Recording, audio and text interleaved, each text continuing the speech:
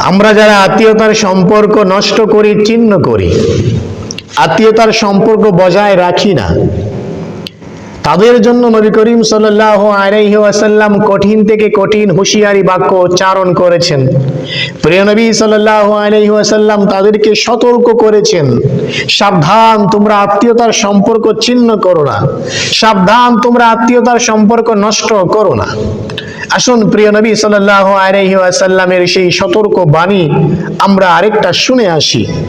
মুসনাদে আহমদের 10,277 নম্বর হাদিস, আবু হুরায়রা রাদিয়াল্লাহু তাআলা আনহু থেকে বর্ণিত, তিনি বলেন, ক্বালান নবী সাল্লাল্লাহু আলাইহি ওয়াসাল্লাম, ইন্না আমালা বনি আদম, নিশ্চয়ই আদম সন্তানের নেক আমল, ভালো কাজগুলো, তুরাদু, আল্লাহ তাআলার কাছে পেশ করা হয়, কুল্লা খামিসিন লাইলাতাল জুমআতি, প্রত্যেক জুমার রাতে, শুক্রবার রাতে আল্লাহ তাআলার কাছে বান্দার নেক আমলগুলো পাঠানো হয়, পৌঁছানো হয়। আমরা যে আমলগুলো করি, ভালো কাজগুলো করি, প্রত্যেক বৃহস্পতিবার দিবাগত রাতে, অর্থাৎ জুমার রাতে, শুক্রবার রাতে আল্লাহ তাআলার কাছে আমাদের ভালো কাজগুলো পেশ করা হয়, আমাদের আমলনামা পাঠানো হয় প্রতি বৃহস্পতিবারে আল্লাহ তাআলার কাছে। ফেরেশতারা আমাদের নাম ধরে ধরে বলে, আমাদের নাম নিয়ে নিয়ে বলে, হে আল্লাহ, তোমার অমুক বান্দা আজকে রোজা রেখেছে, তোমার অমুক বান্দা আজকে নফল নামাজ পড়েছে, তোমার অমুক বান্দা আজকে তোমার হাবিবের শানে দুরূদ পাঠিয়েছে, আমরা তার লিস্ট আপনার কাছে পেশ করলাম। আল্লাহ রাব্বুল আলামিনের কাছে বান্দার আমল নামাগুলো জুমার রাতে পেশ করা হয়। নবী করিম সাল্লাল্লাহু আলাইহি ওয়াসাল্লাম বলেন, প্রত্যেকটা বনি আদমের নেক আমলগুলো, ভালো কাজগুলো বৃহস্পতিবার দিবাগত রাতে, জুমার রাতে আল্লাহর কাছে পেশ করা হয়। ফালা ইউকবালু আমালু কাতিই রাহিমিন, নবী করিম সাল্লাল্লাহু আলাইহি ওয়াসাল্লাম বলেন, কিন্তু যেই ব্যক্তি আত্মীয়তার সম্পর্ক ছিন্ন করে, যেই ব্যক্তি আত্মীয়তার সম্পর্ক নষ্ট করে, যেই ব্যক্তি আত্মীয়তার সম্পর্ক ভেঙে ফেলে, ওই ব্যক্তির আমলগুলো যখন, ভালো কাজগুলো যখন আল্লাহর কাছে পেশ করা হয়, ফালা ইউকবালু, আল্লাহ তাআলা তার আমলগুলোকে কবুল করে না, গ্রহণ করে না।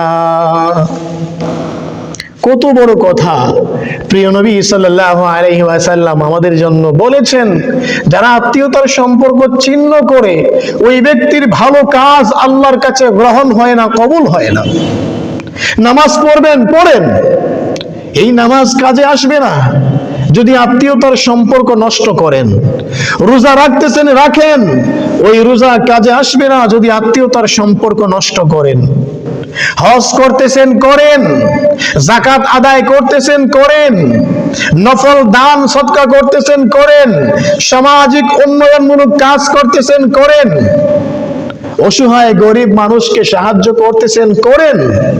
প্রিয় নবী সাল্লাল্লাহু আলাইহি ওয়াসাল্লামের এই হাদিস থেকে আমরা বুঝতে পারলাম, তুমি যত ভালো কাজ করো না কেন, তোমার কোনো ভালো কাজ আল্লাহর কাছে গ্রহণযোগ্য হবে না যদি তুমি আত্মীয়তার সম্পর্ক ছিন্নকারী হও। এজন্য আমার ভাইরা, প্রিয় নবী সাল্লাল্লাহু আলাইহি ওয়াসাল্লামের এই হাদিস থেকে আমরা বুঝতে পারলাম, আল্লাহ তাআলার কাছে প্রতিটা বান্দার নেক আমল প্রতি শুক্রবার রাতে, জুমার রাতে পাঠানো হয়। কিন্তু যেই ব্যক্তি আত্মীয়তার সম্পর্ক ছিন্নকারী, আত্মীয়তার সম্পর্ক নষ্টকারী, সে নারী হোক বা পুরুষ হোক, ছেলে হোক বা মেয়ে হোক, তার আমলটা আল্লাহ তাআলার কাছে গ্রহণযোগ্য হয় না, কবুল হয় না। আল্লাহ তাআলা তার আমলটাকে আবার ছুঁড়ে ফেলে দেয়, ঢিল মেরে ফেলে দেয়। আমার ভাইরা, তাহলে আমরা এখান থেকে বুঝতে পারলাম আত্মীয়তার সম্পর্ক নষ্ট করা যাবে না, আত্মীয়তার সম্পর্ক ছিন্ন করা যাবে না। যদি আমরা আত্মীয়তার সম্পর্ক ছিন্ন করি, তাহলে আমার নামাজ, আমার রোজা, আমার কোরবানি, আমার হজ, আমার যাকাত কোনো কিছু কাজে আসবে না, সবকিছু বিফল হয়ে যাবে, বিফল হয়ে যাবে। এজন্য আসুন আমরা আত্মীয়তার সম্পর্ক বজায় রাখি, আমাদের আত্মীয় স্বজন যারা আছে তাদেরকে ভালোবাসি, আত্মীয়তার সম্পর্ক মজবুত করি। যদি আমাদের আত্মীয়তার সম্পর্ক মজবুত হয়, তাহলে আমাদের দুনিয়ায় জীবনটা চলতে সহজ হয়ে যাবে।